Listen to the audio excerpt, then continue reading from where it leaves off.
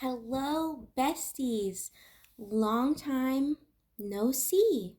I haven't been on my YouTube in a really long time, but I thought that grabbing a Quiet Quail mug, which is from my bookstore, and some chamomile tea, um, I thought I would make this video as kind of course, a life update, which I feel like I keep doing because I haven't been here in so long, but also just to kind of talk about some different topics that I'm thinking about in my life.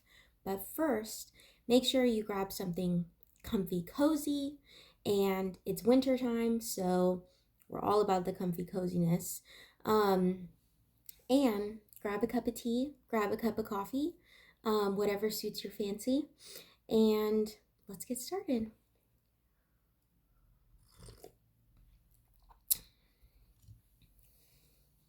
So, it's been quite some time.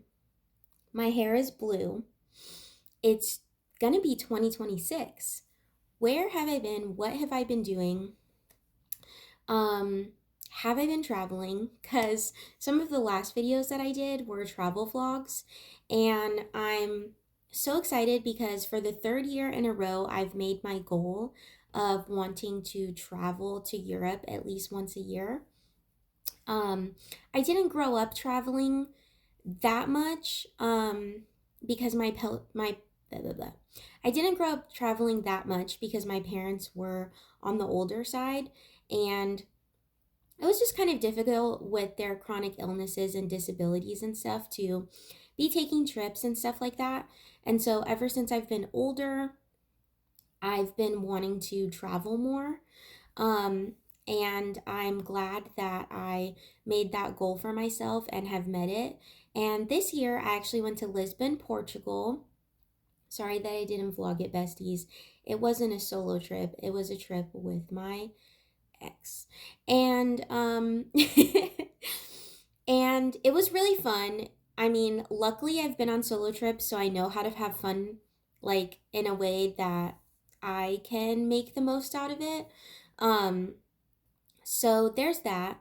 And that's kind of what I did, but I did take some time off work this year because that's actually transitions perfectly into my video that I want to talk about.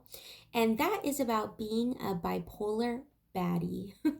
And I want to talk about just the journey that it's taken me on in my life. Also, my fingers are blue from my hair, so don't mind that. Um, but I want to talk about how I've gone from 2.9 GPA, struggling in high school, D's galore, C's, and I want to talk about how I got from that to Ivy League, which is my next biggest announcement is that I'm finally getting my graduate education started.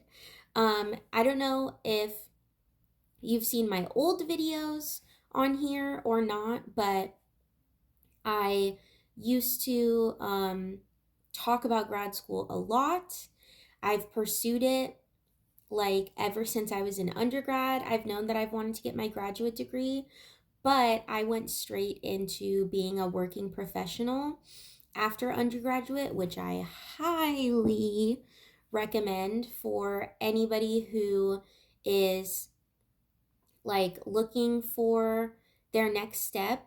Is I personally feel that getting work experience before you get into that graduate level will really go a long way on your application and will really boost your working professional experience. Um, Versus, I feel that again, everybody takes their own different life path. I'm not saying one way is the right way. I have friends who do all kinds of things, but just speaking from my experience and offering that insight that I hope, because I kind of want to make this video like I said, uh kind of following through how far I've come in the last 10 years. That's crazy to say. 11 years. Um, but let me back up before I get into all my recommendations on how I got here.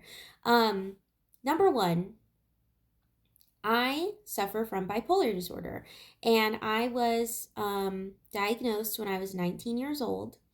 And I greatly suffered with that when I was in high school. And high school is, first of all, a really tough time, but that is when I really started to hone in on extracurriculars and hone in on like advanced placement courses and like pursuing education in like a really tough, kind of rigorous way. And I didn't know at the time that I was like greatly suffering with depression and looking back, mania as well. And that really inhibited me from like excelling in class and in homework and like in the things that were expected of me.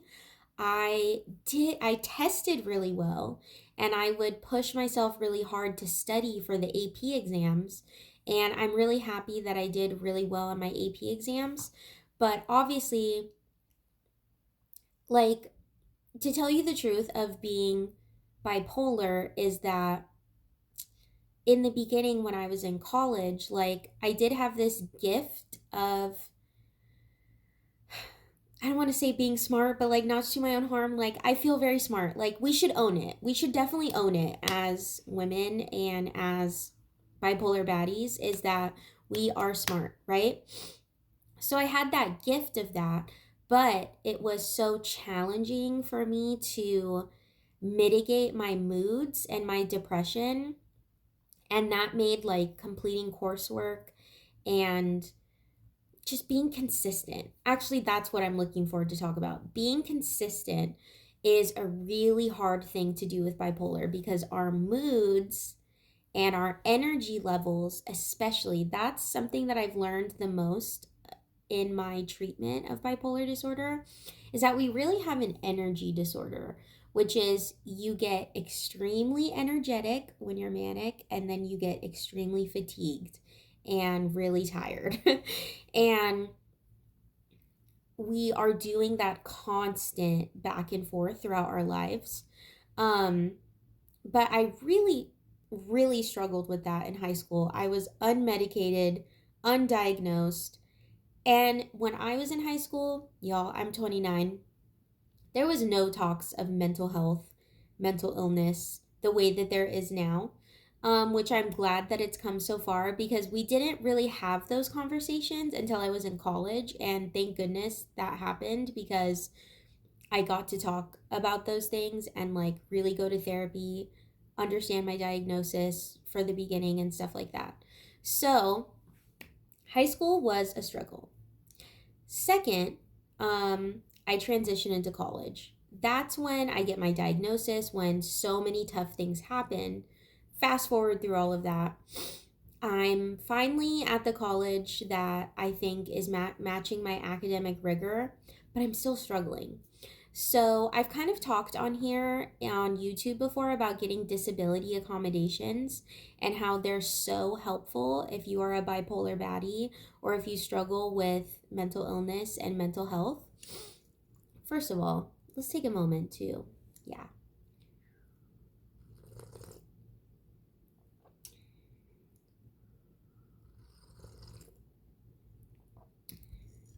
Well, I've talked about those things on my YouTube channel as a way to share about how you can use the resources available to help you graduate. And um okay, where was I going with this? Um okay, what I really wanted to share is like the process of getting better in school and getting better with my work ethic is I wasn't medicated in college. So that's crazy. That is so wild that I got my that I got my undergraduate degree and like did well without being medicated is like wild. I got so lucky with that. But what I did do that I think was better is A, communication, B, therapy. And I'm personally, now that I'm older, I recommend medication along with therapy. Bipolar folks are the most medicine incompliant because we go through so many feelings that we feel fine. We don't think we need the meds. Um, and side effects are something that like are such a struggle. I struggle with side effects now as I'm like very much medicated. Um, but if I could like give some tips on what I think really helped me in undergrad is, like I said, therapy, consistent therapy is a must, because you need to check in with somebody about how your work progress is going, how you're feeling. They can observe and give you like real tangible um, action plans on how to move through school. Second, disability accommodations, because we're not built the same. Okay, babes, like we are not built the same as the rest of this society. And so there's a reason that it's classified as a disability, and using those not to your, I don't like the word advantage because it's not an advantage. It is an equal playing field.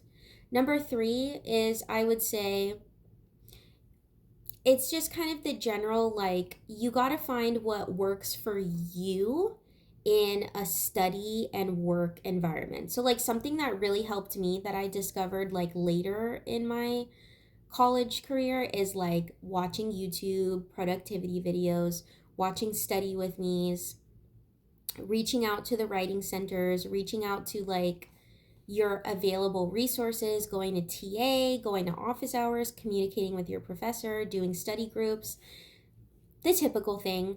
Um, I know it's hard to balance that when we're struggling with our mood and all of those things. So, those are like definitely my tips for how I succeeded in undergrad. And I want to emphasize again communication, both communicating with your therapist, communicating with your support team, and communicating with your professors is like really important. So, all of those things is what I did in my undergrad career.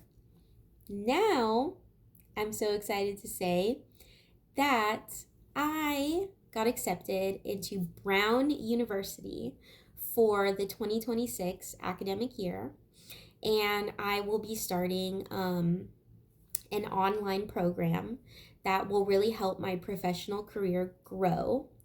And I went from a 2.9 GPA, struggling with my mental health, to a 3.6, an A on my honors thesis, honors in my major, dean's list, and cum laude.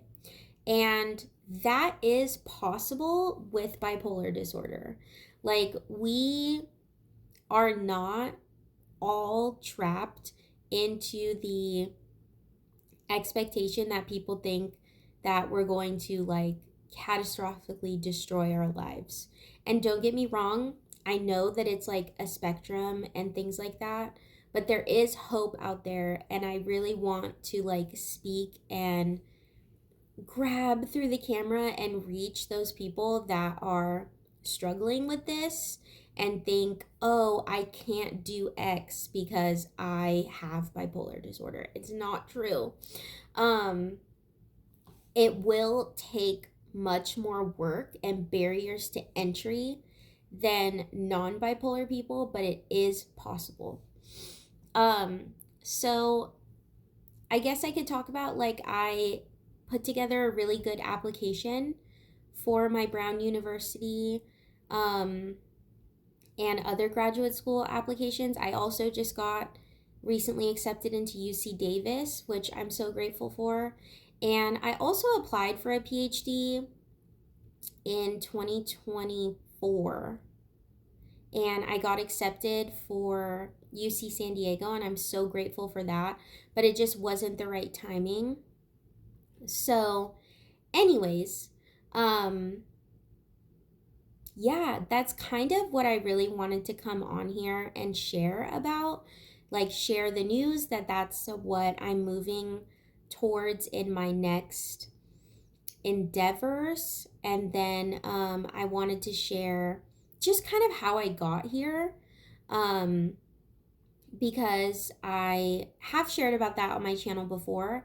And I think it's still important as working professionals and approaching my 30s to share about how my bipolar 1 diagnosis can still be overcome in a positive way to where I'm creating a life that I'm really proud of and creating a life that excites me, challenges me, and I'm still meeting with the expectations of normal society while struggling with a disability.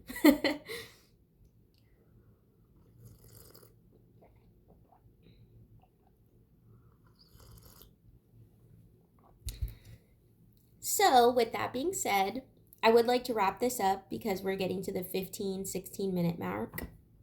Because we're getting to the 15-16 minute mark. Um, Thank you so much for watching.